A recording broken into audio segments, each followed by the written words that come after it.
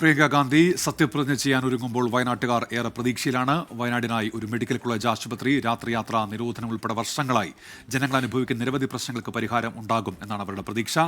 ഇപ്പോൾ മിഥില ബാലൻ വയനാട് മണ്ഡലത്തിൽ നിന്ന് വിവരങ്ങളുമായി ചേരുന്നുണ്ട്. മിഥില, വലിയ പ്രതീക്ഷകളുണ്ടല്ലോ വയനാടൻ ജനതയ്ക്ക്. മിഥില,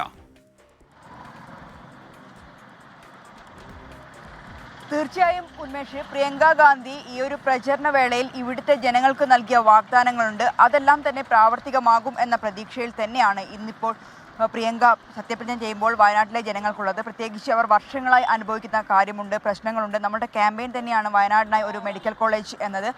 അത്തരത്തിൽ നോക്കുകയാണെങ്കിൽ വയനാട് മെഡിക്കൽ കോളേജ്, പ്രിയങ്ക ഈ പ്രചരണ വേളയിൽ പറഞ്ഞ ഒരു കാര്യം, പ്രഥമ പരിഗണന വയനാടിന് മെഡിക്കൽ കോളേജ് വേണം എന്ന ഒരു കാര്യത്തിൽ തന്നെയാണ്. അതുകൊണ്ട് തന്നെ ആ ഒരു വിഷയത്തിൽ ജനങ്ങൾ പ്രതീക്ഷ അർപ്പിക്കുന്നുണ്ട്. മറ്റൊന്ന് രാത്രിയാത്രാ നിരോധനമാണ്. വർഷങ്ങളായി വയനാട്ടിലെ ജനങ്ങൾ അനുഭവിക്കുന്ന ഒരു പ്രശ്നമാണ്. DK ശിവകുമാർ ഇവിടെ വന്ന സമയത്ത് ഇവിടുത്തെ ജനങ്ങളോട് പ്രചരണ വേളയിൽ പറഞ്ഞ ഒരു കാര്യമുണ്ട്.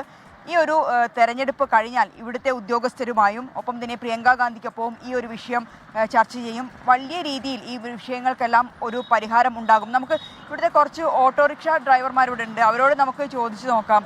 ചേട്ടാ, പ്രിയങ്ക ഗാന്ധി ഇന്ന് സത്യപ്രതിജ്ഞ ചെയ്യാണ്, എന്താണ് നിങ്ങളുടെ ഒരു പ്രതീക്ഷ? നമ്മളെ പ്രതീക്ഷ എന്ന് വെച്ചാൽ എന്താ പറയാ, എനിക്ക് അതിനെ കുറിച്ചൊരു ഐഡിയ. മെഡിക്കൽ കോളേജ് ഉൾപ്പെടെയുള്ള നിരവധി വിഷയങ്ങൾ നിങ്ങളുടെ മുന്നിലുണ്ട്. നമ്മളിവിടെ വയനാട് മെഡിക്കൽ കോളേജ് ഉണ്ട്, വന്നിട്ട് വരുന്നുണ്ട് എന്നല്ലേ പറയുന്നുള്ളൂ.